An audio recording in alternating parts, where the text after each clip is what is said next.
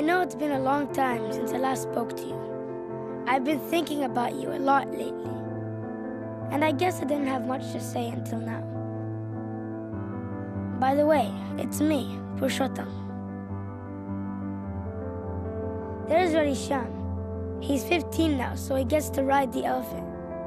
Mashai says that I could also ride up there too, but my legs are too short, so I might fall off.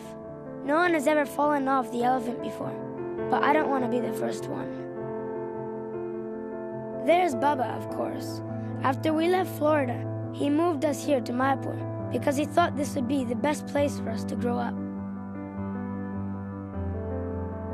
I was too young to remember much about America. All I really remember is my life here in Mayapur. I remember when I first came here, I thought this was just some nice place with cows, palm trees, and the Ganga. But slowly, I realized that this is a very special place.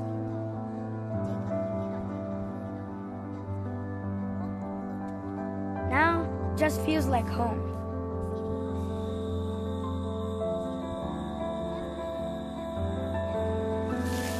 So many people visit Mayapur from all over the world for the deities, for the kirtans, for the festivals, and especially for learning about Krishna consciousness. I am also learning how to be a good devotee of Krishna, so that someday you can be proud of me. Maybe you already know this, but last year I received Upanayana. That means I'm now learning puja and yajna. Not for the big deities, of course.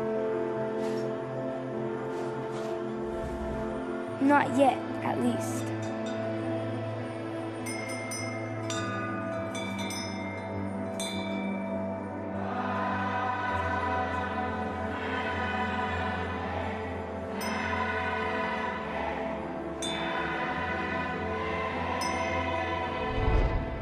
In school, I've made so many friends from all over the world. I'm now a vice group leader, which means that I take care of all these small boys. Like, for example, there's Vasudev. He's 7. He's from Israel. Here's Madhusham. He's 8, and he's from Russia. 9. Same thing. Also in my service group is Sahadev. He likes to work in the backfield. He's 14, and he's from Ecuador. Colombia. Oh, right, Colombia. And there's the head boy, who takes care of all of us, Sri Prabhupada, from Colombia. Or was it Ecuador? Don't I have some serious to be doing, Peru? I know. I'm almost done. This is Vedanta from Mumbai. This is Naren from Dubai. He's the kitchen in charge. That means if breakfast is late, like it is today, then it's his fault. No thanks to you, Puro. I'm busy. Little Baldev is from Taiwan. He's really good at kirtan. Big Baldev Mashai is from Latvia. Gopal is from New Zealand. And this is Mukunda. He was born in Mayapur. All the other boys say he's a pure devotee, that he talks to Tulsi Maharani and she actually talks back to him. I don't know if that's true. That's Radhisham, of course. You might be happy to know that he really loves Sanskrit. He's one of the best in the whole school. Also, I wanted to introduce you to my best friend, Baba. She's really sweet and beautiful, and she weighs about 400 kilos. That's her. Yeah. And you should also meet Raju. Before his operation, he was really aggressive and tried to bite people. No, not him. That's Ramdas. I was talking about the horse. I don't ride him, though. It's mostly Guranga who does.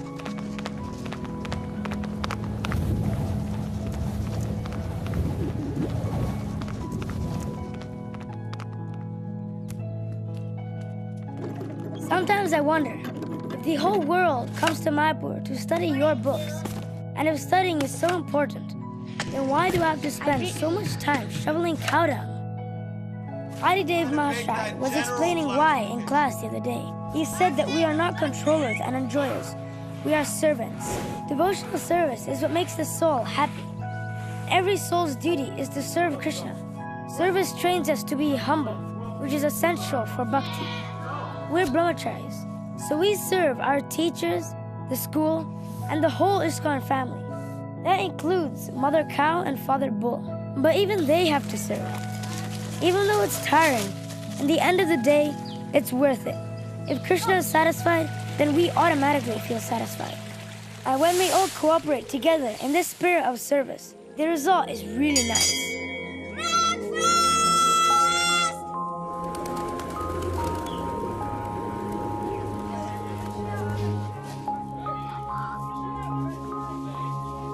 But today is actually less work than normal because it's Sunday, free day. We get to play,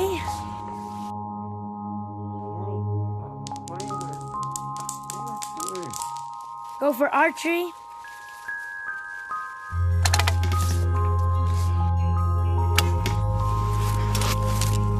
and meet our parents.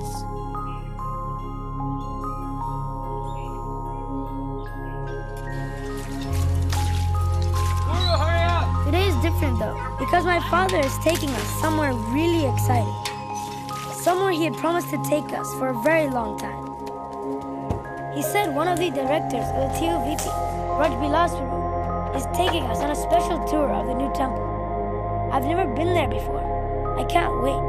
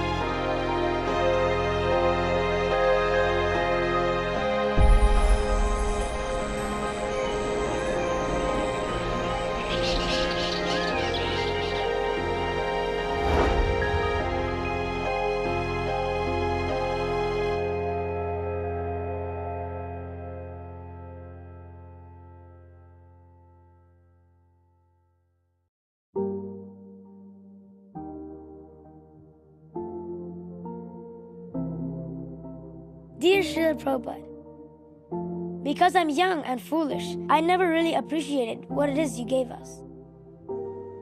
I want to thank you so much for starting ISKCON Mayapur. Because of Mayapur, Krishna consciousness will last for a long time in this world, because everyone will come here to learn about it. You started 108 temples all over the world. Today, you have over 700 centers worldwide. But now, here comes the most important center of them all, the Mayapur Chandrodaya Mandir. After the TOVP is finished, we'll be getting over 50 million visitors a year. Can you imagine all those people doing kirtan, taking prasadam, and reading our books? So, Srila Prabhupada, I am trying to take up many responsibilities so I can make you happy. Please bless me so that in the future I can do something that will make you much more proud of ISKCON. But anyways, I have to sleep now because it's getting late and tomorrow is another big day. Thank you very, very much for your love and for showing me the path back to Glen. I can't wait for tomorrow.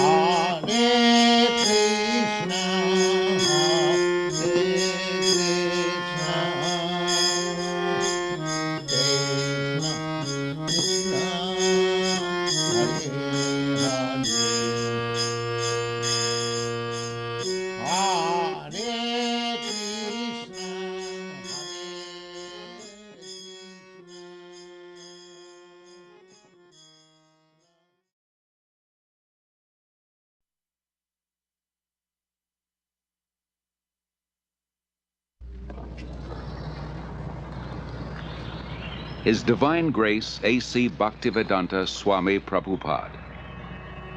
The movement he started is now known to millions around the world, yet he himself remained in the background.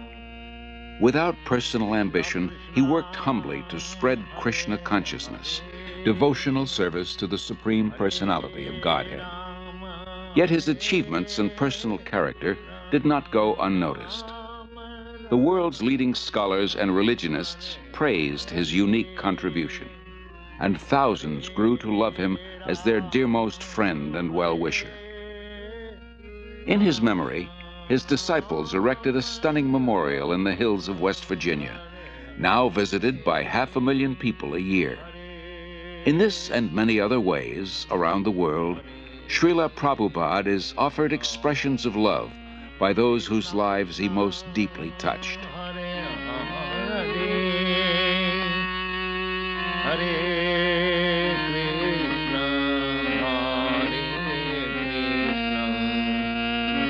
Krishna Krishna Hare Hare Hare Rama Hare. Always remember Krishna, God, and never forget him. This was the goal of the rich spiritual culture that flourished in India for thousands of years. Even today, Lord Krishna is remembered and glorified through monumental achievements in architecture, art, drama, music, dance, and philosophy. Calcutta, 1896, the capital of India, the crown jewel of the British Empire, an elegant city of wide avenues and spacious parks. It is here that Aboy Charanaravinda Bhaktivedanta Swami is born. A pure devotee of Krishna from birth, Aboy Charan is raised in a well-to-do mercantile family. From infancy, he goes with his father to the Radha Krishna temple, and at age 4, the child spontaneously begins worshipping similar deities in his home. When a boy Charan hears of Ratha Yatra, a traditional festival in honor of Lord Krishna, it further inspires his natural devotion. With his father's help, every year he holds his own small celebration, drawing the neighborhood children into the festivities. At age 8, a boy Charan enters the nearby Mati Lal Seal School. After graduation, he attends Scottish Churches College, one of the most respected in Calcutta. At the time, Mahatma Gandhi is organizing his countrymen in a nationwide boycott of everything British. Gandhiism is surging through India, uniting her in a massive non-cooperation movement. Sensitive to British subjugation of India's culture and people, a boy Charan becomes an early supporter of Gandhi's movement. But 1922 marks a turning point in a boy Charan's life. He meets Srila Bhaktisiddhanta Saraswati Goswami, the greatest devotee of Krishna of his time. Srila Bhaktisiddhanta belongs to the disciplic succession of spiritual masters extending back to Lord Krishna himself. He convinces a boy Charan that Krishna's spiritual message transcends India's dependent position. Nothing is more important.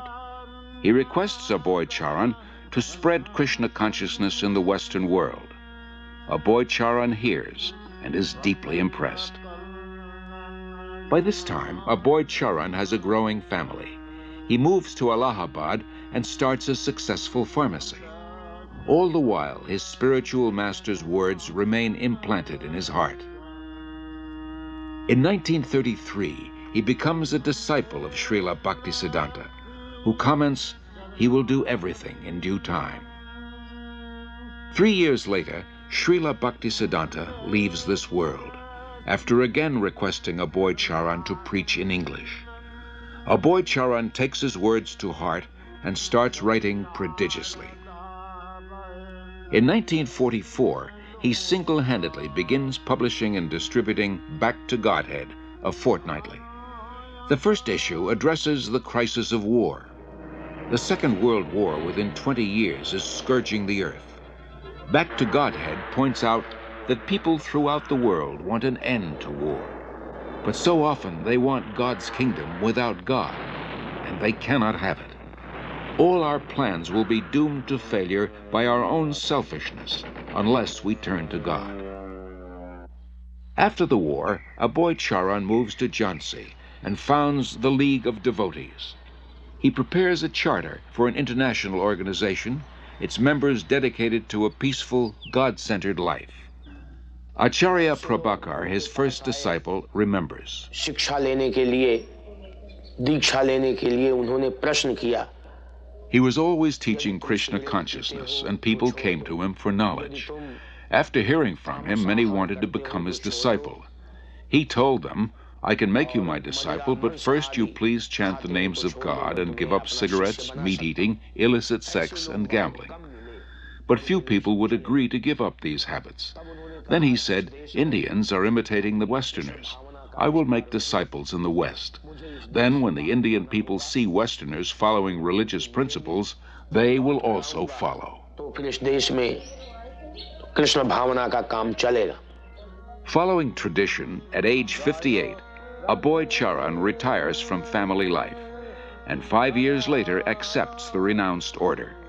He is now known as A.C. Bhaktivedanta Swami. He lives alone in the historic medieval temple of Radha Damodar in Vrindavan, engaged in deep studies and writing. It was in Vrindavan that Lord Krishna revealed his pastimes 50 centuries ago, and saintly persons throughout the ages have worshipped this land as the most sacred on earth. Unlike other holy men who live there, Bhaktivedanta Swami is not thinking of retiring. For him, Vrindavan is a source of inspiration, an ideal place to chant, worship, and write. Here he begins work on his life's masterpiece, translation and commentary on the monumental devotional classic Srimad Bhagavatam. Bhaktivedanta Swami calls it a cultural presentation for the re-spiritualization of the entire human society. But often he leaves Vrindavan to print his magazine and books in nearby Delhi. Traveling takes time and tolerance, but Bhaktivedanta Swami accepts it as part of his spiritual mission to broadcast devotional service to Lord Krishna. He writes, "Our leaders have carefully set aside the treasure house of India's spiritual asset, and they are imitating the Western material way of life. But people are more unhappy than ever before because of the exclusion of the most important part of life, the spiritual aspect." In Delhi, Bhaktivedanta Swami personally distributes copies of Back to Godhead and, with small donations, struggles to maintain the publication. He regularly sees Surendra Kumar Jain, a printer. It was somewhere in the month of February 1956 that I first met Prabhupada. He came to my press for getting the magazine printed, Back to Godhead. I found that it was not very easy for him to collect money. He would come to the press practically every day, and after the printing was done, he would do everything himself. But he was a dedicated person, a very committed person. And at the times when he was not in a position to pay the bills, I would ask him, "Why are you running this? Why don't you stop it?" He would say, "No, it is my mission. And one day, Surendra Kumar, you will see that I will succeed in my mission." By 1964, Bhaktivedanta Swami completes 3 volumes of Srimad Bhagavatam. Prime Minister Lal Bahadur Shastri lauds his accomplishment and recommends his books for placement in India's public libraries. Sumati Morarji, chairman of the Scindia Steamship Company, gives contributions for printing Bhaktivedanta Swami's books and arranges for his passage to America. And he used to come every evening. And one day he said that he would like to go to America. I was surprised. I said, "Swamiji, don't go there. You are too old to go, and it will be too cold for you." Still he insisted. So I said, "All right." So I made arrangement for him to go by Jaladuta. On way, while he was passing through Suez, that day was Lord Krishna's birthday, and he gathered all the people on board the ship, all the crew members, officers, and recited some shloka, and then some prasad was distributed to them and all that. Bhaktivedanta Swami, a lone mendicant, 70 years old, traveling halfway across the world. His only resources, the message he carries and his unflinching faith. The voyage on the Jaladuta proves a great trial. Bhaktivedanta Swami endures seasickness and then suffers severe chest pains. In 2 days, he has 2 heart attacks. If another comes, he thinks he will surely not survive. But gradually, he recovers. He writes, "I feel today better, but I am feeling separation from Vrindavan. I have no qualification, but I have taken up the risk just to carry out the order of my spiritual master." September 17th, 1965. The Jaladuta arrives in Boston Harbor. On board, Bhaktivedanta Swami writes, "My dear Lord Krishna, you are so kind upon this useless soul, but I do not know why you have brought me here. Most of the population here is absorbed in material life. How will I make them understand your message? I can simply repeat your words, and if you like, you can make my power of speaking suitable for their understanding. I have no devotion, nor do I have any knowledge, but I have strong faith in the holy name of Krishna. I have been designated as Bhaktivedanta, devotion with knowledge, and now, if you like, you can fulfill the real purport of Bhaktivedanta." Signed, the most unfortunate, insignificant beggar, A.C. Bhaktivedanta Swami. Bhaktivedanta Swami first stays in Butler, Pennsylvania, in the home of a friend's son, Gopal Agarwal, and his wife Sally. The Swami was a friend of my husband's father, Mr. Agarwal, in Agra, India. And he asked me to sponsor the Swami, and that's what I did. And that's why he came to our house in the middle of the night one night. He stayed with us for a month in Butler. And I learned, over the time, I learned to love him as I would a father-in-law. He was a very sensitive and kindly type of person. He was indeed one of the most unusual men I've ever known in my life. The Swami came with so few possessions. He came with the clothes he had on his back. He had a typewriter, and he had his books. And he had a bag of cereal. Imagine coming to a country on the other side of the world with so little, and yet he came with so much in himself. The Swami brought a pan with him in which he cooked his food, and in fact cooked our lunch too.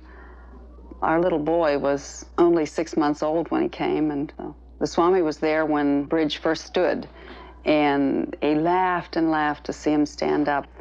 When he laughed, he was just oceanic.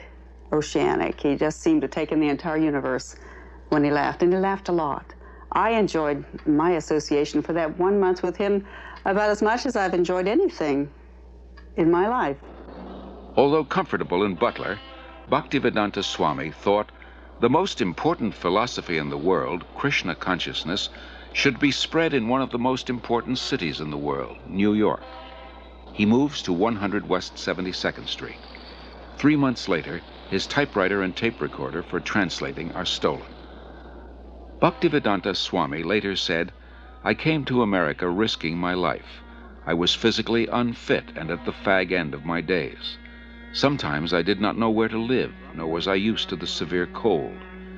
Seemingly I was alone for 1 year, but I never felt alone. I always felt the presence of my spiritual master, so I did not lose my enthusiasm, despite all difficulties."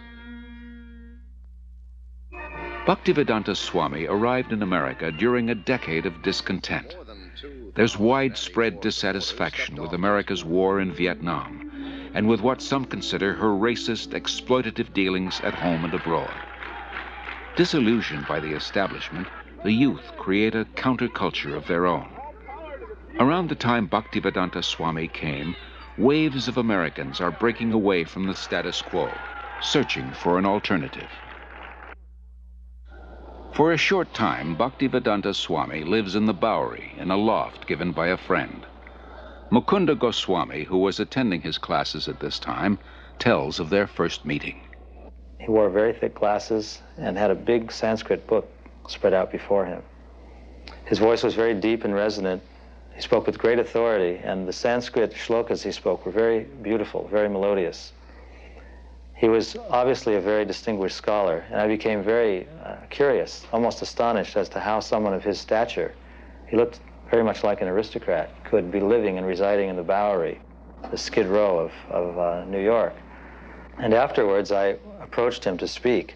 I was standing, and he was sitting on his small dais, so he was looking up at me, and he had the look of a very happy, innocent young child. And I could see that he actually had all the time in the world for me. He wasn't short of time. I asked questions, he would answer. Then after some time, he moved to a somewhat better neighborhood on 2nd Avenue. We helped him rent a small storefront there, and he had an apartment in the back. And within a few weeks' time, this little storefront on 2nd Avenue, on the Lower East Side of New York, which was then populated by thousands of young hippies, had been transformed into a beautiful Krishna temple.